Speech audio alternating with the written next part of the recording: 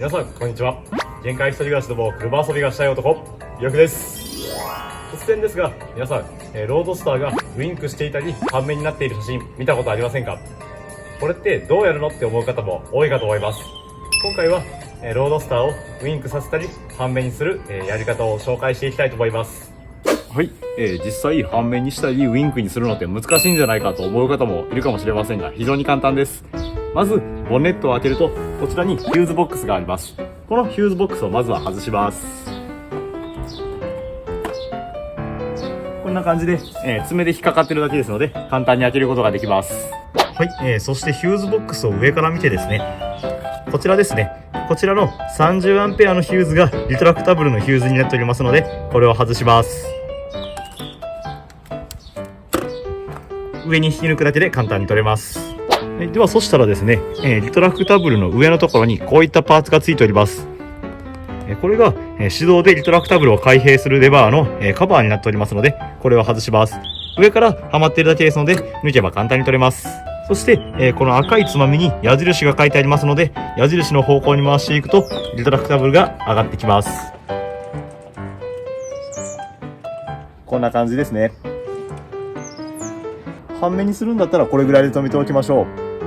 そして、助手席側も同じようなパーツがありますので、こちらを外してですね、このつまみを回していくとライトが上がってきます。はい、このような感じで簡単に半面にすることができました。眠たそうで可愛いですよね、これ。それではですね、次にウインクのやり方なんですけど、ウインクは今のやり方で片方を閉じて片方を目いっぱい上げればウインクになります。それではやっていきましょう。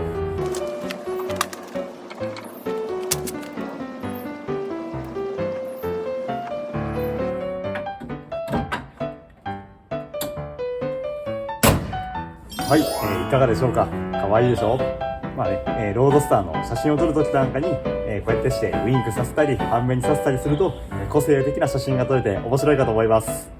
それでは、これの戻し方を、お教えしたいと思います。はい、ライトの戻し方なんですけど、今このいじったつまみをわざわざ元に戻さなくても、先ほど抜いたこちらのヒューズですね、ヒューズを元の場所に戻せば勝手にウィンと下がります。やっていきましょう。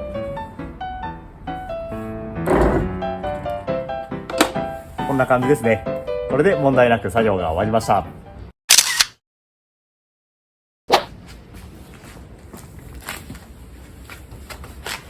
はい、それでは皆さんいかがだったでしょうか。非常に簡単にできるのでおすすめです。そして、このやり方はウインクに刺したり半面に刺したりするだけじゃなくてですね、リトラクタブルが壊れてライトをオンにしても上がらなくなった時、そういう時にも使えるので、覚えておいて損はないと思います。あと、今日は僕のロードスターを使って紹介したんですけど、86トレノだったり、MR2 でできることも確認しております。同じやり方です。